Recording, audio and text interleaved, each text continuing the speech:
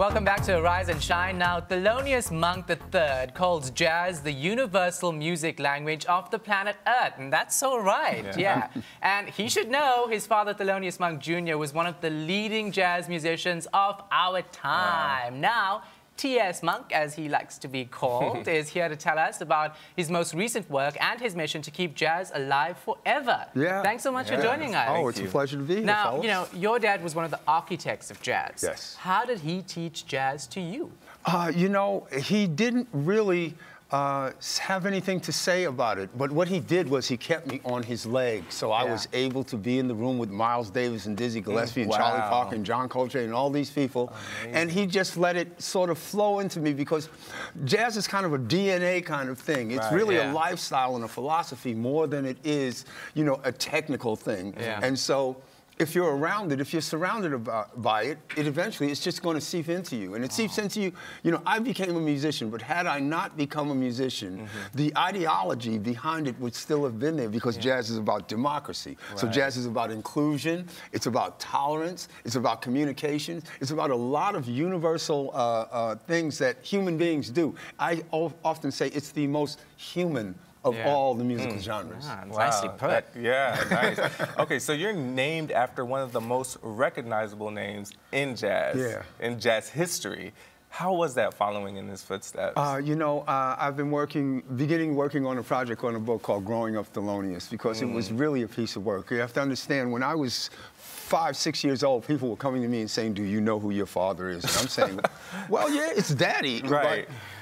But it seems that he had an impact that was absolutely unbelievable, and yet at the same time, he made sure that that impact did not impact on me. So I did not have a cloud. I did not have a tremendous pressure on me. He told me very, very early on, "Hey, man, there are people that are going to want you to do things because of me, but you don't have to do that. You need to do what you want to do, because, again, as I said, it's the philosophy behind the music, not the technique."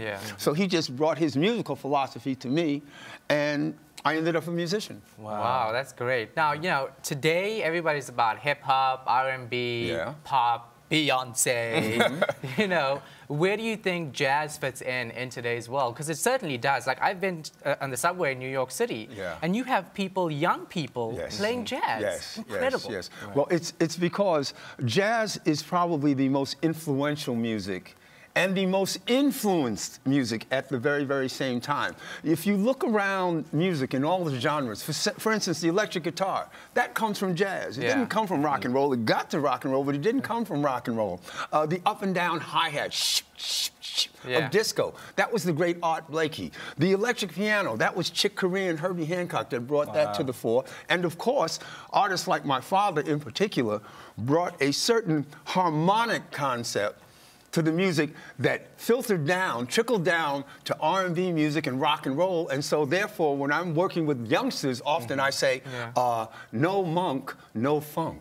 I like that. That's good. I like that. You come up with a catchy idea. Okay, so I know what it was when I grew up, and I see some of my younger cousins and siblings growing up.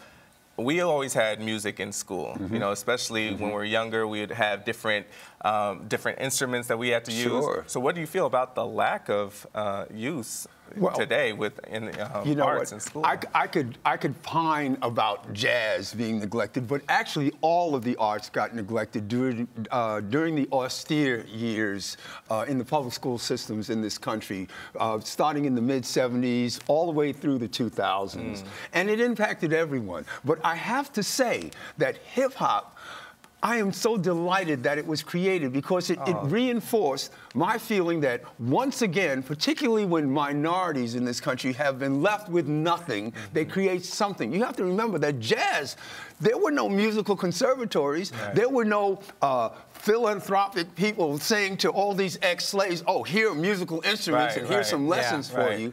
You understand? So I think that hip-hop is closer to jazz, actually, than any of the previous genres, because if you're a hip-hop DJ, you have to do research for those samples. So I find that the hip-hop DJs, they know who Monk is, they know who Coltrane is, they know who Art Blakey is, because they sample these people. So I think that there's there's really no difference. I think it's a continuation. And once again, I have to say that jazz is only 100 years old. Yeah. So we have no tradition. So it's a work in progress. And a work in progress. And I think hip-hop is just another one of those spin-offs. And it's work for you because you have the Monk Institute of Jazz. Yes. Tell us more about that. Oh, well, the Thelonious Monk Institute of Jazz, we established in 1987. I'm the chairman of the board of trustees. The great Herbie Hancock is the chairman of the board. Nice. And we are the largest jazz education organization in the world. We are global in our scope. We have programs in schools all over the United States and all around the world. And I often say 7 days a week, 365 days a year, there is someone somewhere in the world studying jazz with someone from the Thelonious Monk Institute of Jazz. Wow, that's incredible. It's pretty crazy. We have wonderful programs like bebop to hip hop, right? Yeah. Where we take the jazz students, right, and we take the spoken word students, and we take the drama students and the dance students, and you put them all together in a room, and you close the door, and you see what happens. And you know what happens at the end of the year? You end up with a musical. Mm-hmm. Yeah, right. Which is exactly what UB Blake and Noble Sissel did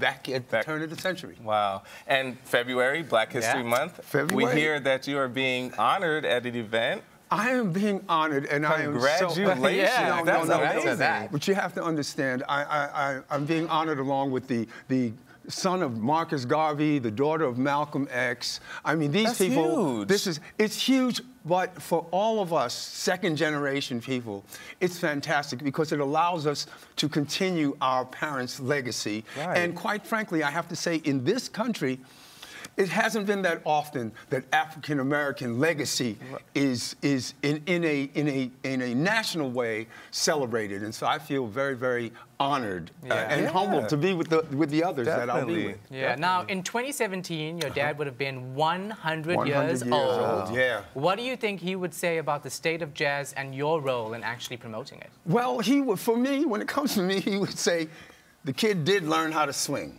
okay? So I know that's what he would say for me. For jazz in general, I think he would say we've gotten a little bit away from the concept of doing your own thing because there's a lot more commercial concerns and strings attached to jazz these days. But when you go and you really dig down into what's happening in jazz today, you know, there's a whole jazz hip-hop movement, and there's acid jazz, and jazz, like I said, since we have no tradition, the objective is to move forward. Right. The objective is to do something new, do something different. He would say, you know what he would say? If he looked at the so-called traditional jazz world, he would say, you guys are still doing that? we did that already. We did that. And Duke Ellington would say the same thing. Don't do that. What do you got new for me to listen to? Yeah, definitely. Well, we thank you so much for coming. It's an honor to have you. Thanks for the insight. It's a pleasure. It's a pleasure. Definitely. And to learn more about TS and jazz education, go to monkinstitute.org.